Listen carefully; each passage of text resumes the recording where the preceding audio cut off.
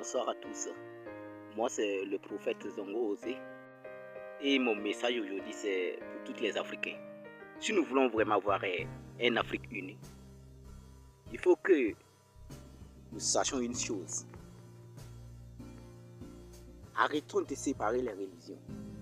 Toutes les religions ont pour but la spiritualité. Toutes les religions ont pour but de chercher et de trouver Dieu. Quand vous allez aller chez les hermétistes, chez les occultistes, chez les musulmans, chez les protestants, chez les catholiques, ils vous parleront toujours du même chose. Et laissez-moi vous dire, le vénérable maître Jésus-Christ, le grand prophète Jésus, a eu plusieurs éducations dans plusieurs cultures avant de devenir ce grand prophète.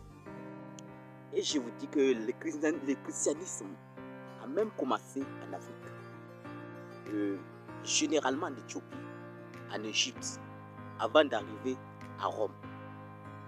Donc, pour cela, j'aimerais vous dire que l'Afrique même est le berceau de la culture religieuse, en quelque sorte. C'est l'Afrique qui a commencé toutes choses. Tout a commencé en Égypte, en Éthiopie. Tout le savoir, toutes les connaissances en chaîne se trouvent en Égypte. Moïse, le prophète Moïse, les musulmans l'appellent Nabil Moussa. Il a été éduqué en Égypte. Jésus lui-même a été éduqué en Égypte aussi. Mais pourquoi nous passons notre temps à nous quereller? L'église romaine, pour nous avoir, regardez ce qu'ils ont fait, ils nous ont offert une Bible où il y a certains écrits qui sont retranchés. Mais quand vous partez en Éthiopie, là, vous allez retrouver tous ces écrits. Par exemple, le livre d'Enoch, le livre des Jubilés, le livre de Marie de Magdala, et l'Apocalypse d'Esdras. Beaucoup d'écrits ont été rejetés afin que nous ne puissions pas connaître la vérité, les vraies causes. Arrêtons, car tout est la même chose. Quand pas des mythes, ils ne sont pas du grand prophète Enoch. Ça est dans la Bible. Tout est là pour les mêmes buts. Arrêtons de nous détester. Que les musulmans arrêtent de détester les chrétiens, que les chrétiens arrêtent de détester les musulmans. Nous sommes là tous pour le même but. Moi, je ne suis pas ce genre de prophète qui est là pour dire que musulman, viens, Jésus-Christ t'aime, viens te repentir. Non, moi, je ne suis pas là pour ça. Mais je suis là pour vous dire que nous sommes là pour le même but. Moi, je ne déteste pas les musulmans. J'ai beaucoup d'amis musulmans. Mais ce que j'ai à dire à un musulman, je lui dirai simplement que Jésus-Christ est Dieu. Jésus-Christ est le plus grand prophète et le plus grand. Et c'est Dieu fait chair qui est Jésus-Christ. Et Mohamed lui-même dans le Coran parle de ça. Moi, j'ai lu le Coran. Voilà, j'ai lu le Coran. Je ne parle pas parce que j'ai envie de parler. Je ne parle pas parce que alors, puis je sais parler. J'ai lu le Coran. Et je sais ce que Mohamed a dit à propos de Jésus. Jésus a fait beaucoup de miracles. Et Jésus-Christ même nous dit que si nous avons foi en lui, nous ferons plus que lui. Jésus-Christ représente le soleil. Et si vous allez remarquer, les chrétiens, c'est le dimanche, le jour du soleil qu'ils prient. Les musulmans, et c'est la lune qu'ils ont utilisé pour représenter avec le pentagramme sur la lune. Voilà pourquoi la plupart, vous allez remarquer, les musulmans sont riches naturellement. Et parce que la lune, l'argent vient de la lune, ça vient de la lune. Avec le pentagramme, le pentagramme, c'est pour les 4 éléments, puis l'esprit, l'eau, le feu, l'air et la terre. Voilà, ça c'est pour le pentagramme.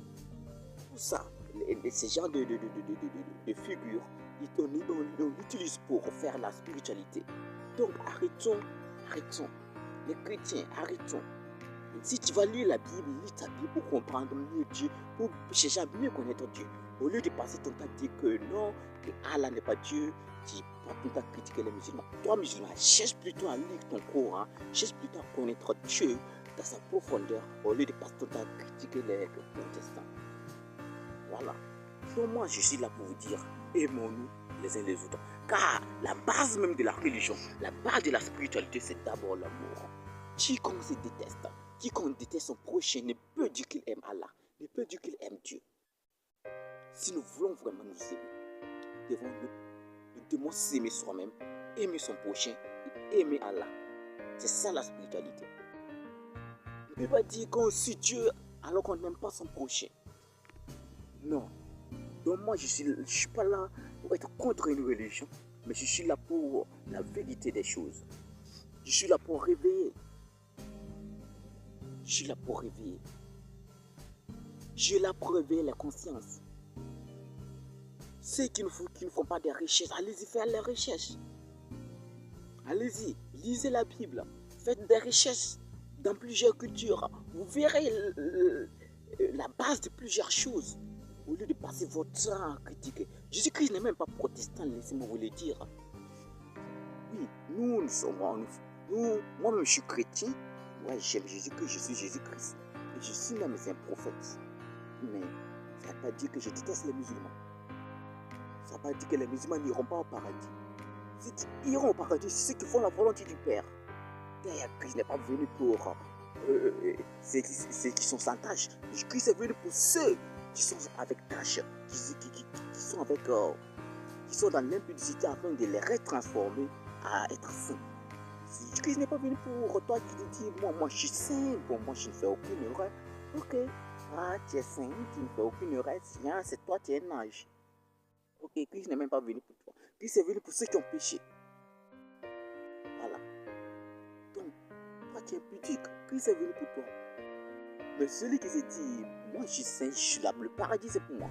La plupart des protestants se disent, le paradis c'est pour eux. Mais laissez-moi vous étonner, la plupart des protestants, mais eux-mêmes, iront en enfer. Oui, quand vous allez dans les églises, 90% des chrétiens ne connaissent pas Dieu.